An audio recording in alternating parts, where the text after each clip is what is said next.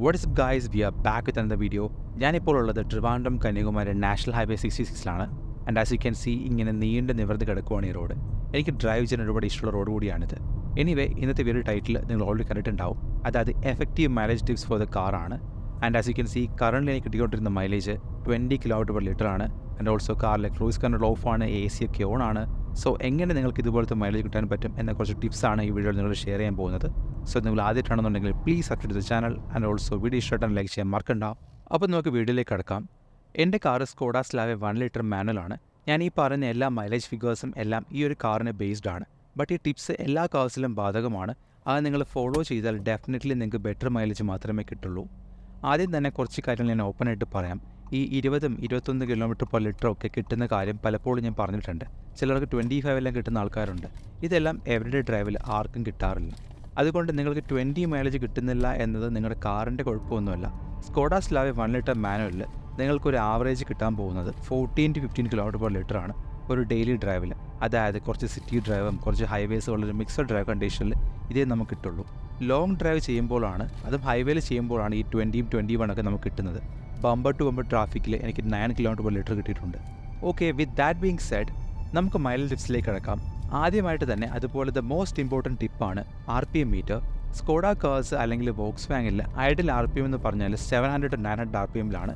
Manual cars ഓടിക്കുന്നവർ കറക്റ്റായിട്ട് gear shift ചെയ്യാൻ help ചെയ്യുന്ന ഒരു കാര്യമാണ് ഈ പ്രോപ്പർ RPM മെയിൻറ്റെയിൻ ചെയ്യുന്നത്. എൻ്റെ ഒരു ഡ്രൈവിംഗ് എക്സ്പീരിയൻസിൽ 2000 RPMൻ്റെ താഴെ കീപ്പ് ചെയ്ത് കാർ ഡ്രൈവ് ചെയ്യുമ്പോഴാണ് മോസ്റ്റ് മൈലേജ് റിറ്റെയിൻ ചെയ്യുന്നത്.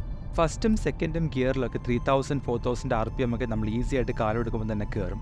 That is fine. ഹയർ ഗിയേഴ്സിൽ ഓടിക്കുമ്പോൾ 2000 RPMൻ്റെ താഴെ കീപ്പ് ചെയ്ത് ഓടിക്കുന്നതാണ് നമുക്ക് എപ്പോഴും മാക്സിമം എഫിഷ്യൻസി തരാറുള്ളത്.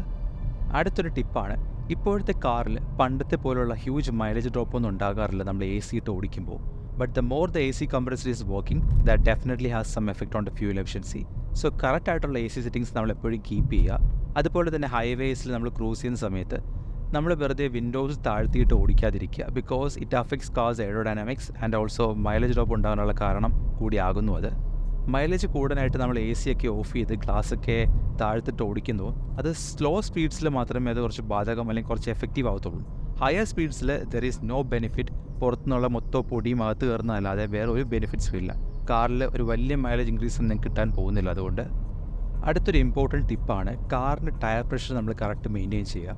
കാറിൻ്റെ ടയറും റോഡുമായിട്ടുള്ള കോൺടാക്റ്റ് അത് ഒരുപാട് കൂടിക്കഴിഞ്ഞാൽ ഒബ്വിയസ്ലി ഫ്യൂൽ എഫിഷ്യൻസി കുറയും. കാര്യം നമ്മുടെ സർഫസ് ഏരിയ കോൺടാക്റ്റ് അവിടെ കൂടുതലാണ്. എന്നാൽ സർഫസ് ഏരിയ കോൺടാക്റ്റ് കുറഞ്ഞു കഴിഞ്ഞാലോ കാർ നല്ല അൺസ്റ്റേബിളായിട്ട് തോന്നുകയും ചെയ്യും. സോ ഇങ്ങനെ ഉണ്ടാവാതിരിക്കാനായിട്ട് നമ്മുടെ മാനുഫാക്ചർ എന്താണോ പറഞ്ഞിരിക്കുന്നത് ആ കറക്റ്റ് ടയർ പ്രഷർ നമ്മൾ സെറ്റ് ചെയ്ത് ഡ്രൈവ് ചെയ്യുക. ഒബ്വിയസ്ലി ബെറ്റർ മൈലേജ് നമുക്ക് കിട്ടത്തുള്ളൂ. അടുത്തൊരു കാര്യമാണ്, ഇപ്പോഴത്തെ എല്ലാ കാർസിലും നമ്മൾ കാണുന്ന ഒരു കോമൺ ഫീച്ചറാണ് ഓട്ടോമാറ്റിക് സ്റ്റാർട്ട് സ്റ്റോപ്പ്. ഹോണസ്റ്റ് ആയിട്ട് പറഞ്ഞാൽ ഇത് ഒരുപാട് ട്രാഫിക് സിഗ്നൽസും അതുപോലെ ബ്ലോക്കിൽ കംപ്ലീറ്റ് സ്റ്റില്ലായി കിടക്കുന്ന ആൾക്കാർക്ക് മാത്രമേ ഒരു ഡിഫറൻസ് ഉണ്ടാക്കത്തുള്ളൂ. ഒരു സാധാരണ ആൾക്കൊരു നോർമൽ ഡ്രൈവിൽ ഇതുകൊണ്ട് വലിയ ഡിഫറൻസ് ഒന്നും ഉണ്ടാവില്ല. പക്ഷേ നിങ്ങളുടെ കാർസിൽ ഇതുണ്ടെന്നുണ്ടെങ്കിൽ നിങ്ങളിങ്ങനെ എപ്പോഴും ഒരു ട്രാഫിക് ബ്ലോക്ക് അല്ലെങ്കിൽ ഒരു സ്റ്റില്ലായിട്ട് എവിടെയെങ്കിലും എപ്പോഴും കിടക്കുന്ന ഒരാളാണെന്നുണ്ടെങ്കിൽ ഒബ്വിയസ്ലി ഫീച്ചർ യൂസ് ചെയ്യുക. കുറച്ച് ഫ്യൂൽ നിങ്ങൾക്ക് സേവ് ചെയ്യാൻ പറ്റും. അതുപോലെ തന്നെ നമുക്ക് ലോങ് ഡ്രൈവ്സിൽ ക്രൂസ് കൺട്രോൾ എന്നൊരു ഓപ്ഷൻ നമുക്കുണ്ട്. അത് സപ്പോർട്ട് ചെയ്യുന്ന കാർസിൽ നമ്മളത് മാക്സിമം യൂസ് ചെയ്യാൻ നോക്കുക. ബിക്കോസ് കാർ ഒരു ഫിക്സഡ് സ്പീഡിൽ ഒരു ഫിക്സഡ് RPMലാണ് എപ്പോഴും മൂവ് ചെയ്യുന്നത്. അത് കാരണം ഒരു നല്ല രീതിക്ക് ഒരു മൈലേജ് ഡിഫറൻസ് നമുക്ക് കാണാൻ പറ്റും. അങ്ങനെയാണ് പല ആൾക്കാരും 26-27 km/ലിറ്റർ എല്ലാം കിട്ടിയിട്ടുണ്ടെന്ന് പറഞ്ഞ് വീഡിയോസൊക്കെ ഷെയർ ചെയ്യുന്നത്. അപ്പോൾ നിങ്ങൾക്ക് അങ്ങനെയുള്ള സ്ട്രെച്ച് റോഡ്സ് കിട്ടുമെന്ന് എനിക്കറിയില്ല. ബട്ട് അങ്ങനെയുള്ള സ്ട്രെച്ച് റോഡ്സ് നമ്മൾ കിട്ടുകയാണെന്നുണ്ടെങ്കിൽ മാക്സിമം ക്രൂസ് കൺട്രോൾ എന്നുള്ള ഫീച്ചർ യൂസ് ചെയ്യുക. നല്ല രീതിക്ക് നമുക്കൊരു മൈലേജ് ഇൻക്രീസ് നമുക്കിവിടെ കാണാൻ പറ്റും. സോ ഇതാണ് effective tips for maximum fuel efficiency. എപ്പോഴും നമ്മുടെ റോഡ് കണ്ടീഷൻസ് മാറി മാറി വരും. അതുപോലെ തന്നെ നമ്മുടെ ഫ്യൂൽ എഫിഷ്യൻസി മാറും. കാർസിൽ ആവറേജ് അല്ലാതെ റിയൽ ടൈം ഫ്യൂൽ എഫിഷ്യൻസി എന്നൊരു ഓപ്ഷൻ ഉണ്ടാവും.